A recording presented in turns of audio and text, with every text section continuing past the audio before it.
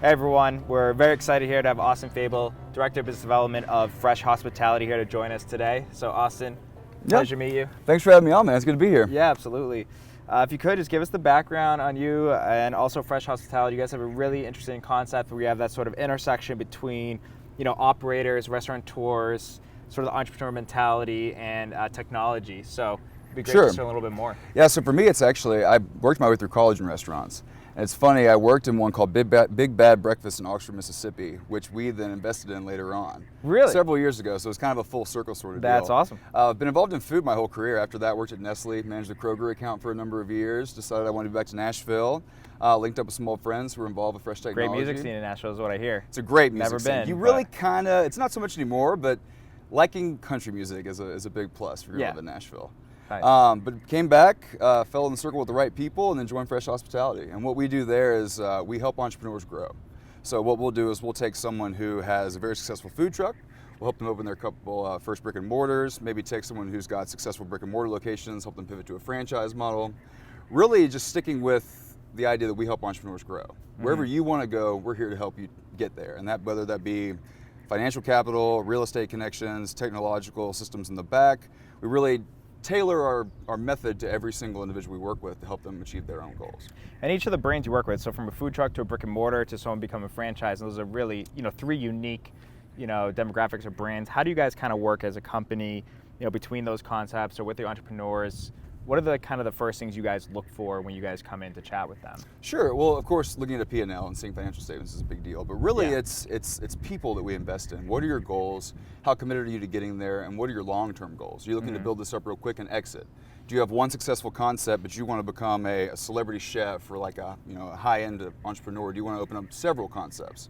So are we going to help you take this one, expand that, and then branch off into another? Are we going to take it to 50 locations and sell?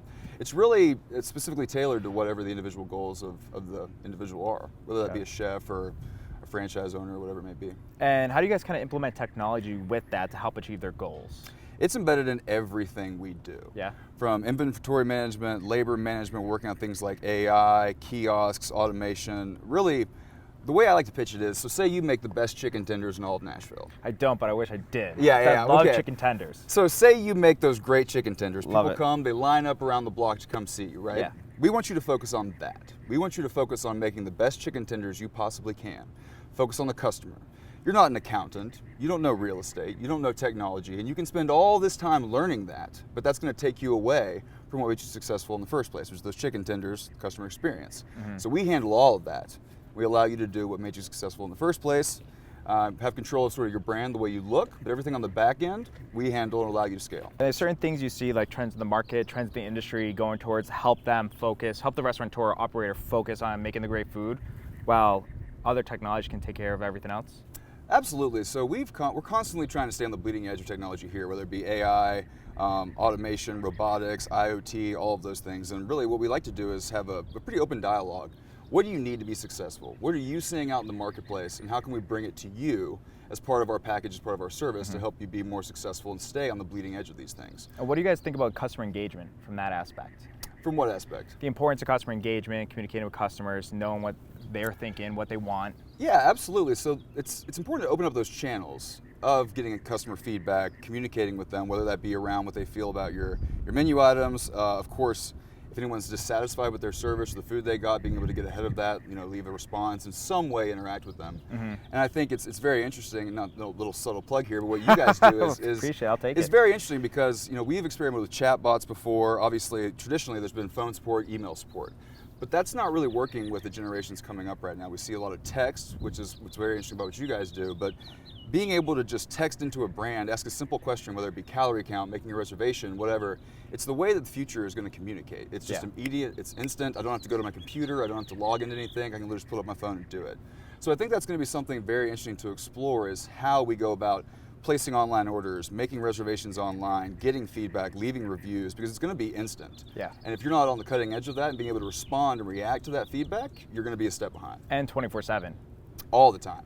Yeah, you wouldn't believe, people call in at all hours of the night. I'm like, we're not even open right now. I don't know how in the world you're dissatisfied. But and a labor aspect is you can't afford 24/7 labor I'm assuming, right? No, especially for something that's kind of like a support desk or whatever, because you can either outsource it to another country, which cuts down on cost, but at the expense of giving a good experience to the customer, right? Or you can hire somebody, train them up to be a full-time support staff or answer questions, but then that gets very, very expensive. So you have, the operators focusing on the food. How do you implement technology down to that operator to get them familiar with it? How does that intersection work?